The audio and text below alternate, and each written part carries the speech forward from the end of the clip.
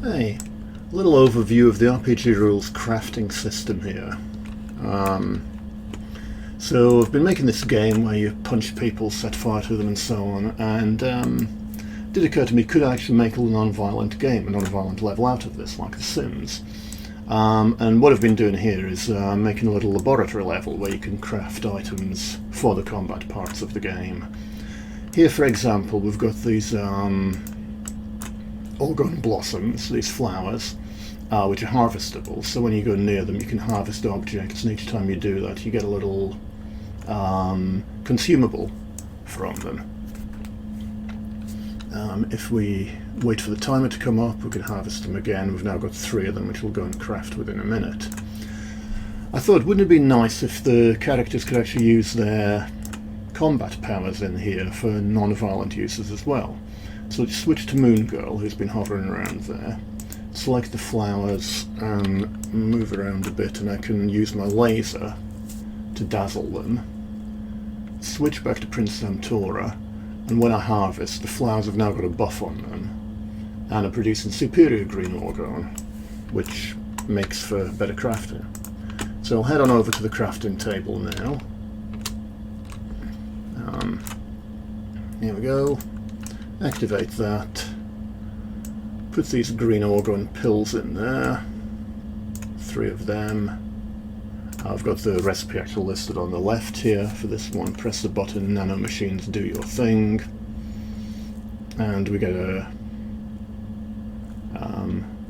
refined green orgone. So if you take one of the unrefined ones, you get stunned for your troubles. If you take a refined one, you get a energy boost, intelligence boost, and so on, which can help you with crafting better recipes. Over in the store here, I'll just go and show off a few of the devices. Might need a bit of an intelligence boost, so I'll grab the Exo Brain from the store. There, doesn't that look good? Little computer I wear on my head that, you know, slows down my movement and jump speed as well, just because I thought it should. Yeah, so let's grab a botanical mister, which would help the plants. Caution, do not use near exposed circuitry. A quantum brain, and a DNA computer. And all of these are giving me one-shot power summons to place an object, which can only be used on these little placement rings around the lab. So I can select one of these. We'll go place a DNA computer here. Power summon, do your thing. And that then sits near this harvestable maths computer and sort of feeds it buffs. So I've harvested a mathematical insight there, which is useful for crafting for other things. I could place a quantum brain over here. Get a little sort of thing in a jar there that's going to feed it different buffs. So the DNA computer speeds up the harvesting. The quantum brain gives it a chance to critical hit and produce something even better. Let's see, what did we get? We just got a mathematical insight again. No worries.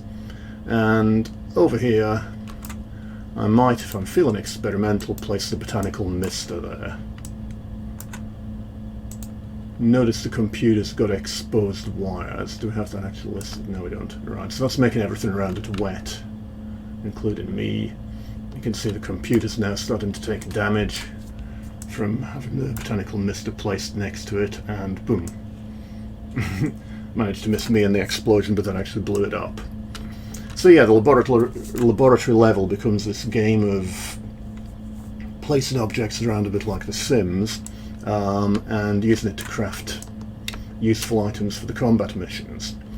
You know, it's the age-old superhero story. Superhero gets beaten up by villains, superhero goes back to their lab, crafts some useful stuff, and then goes back and defeats the villain with it. Yeah,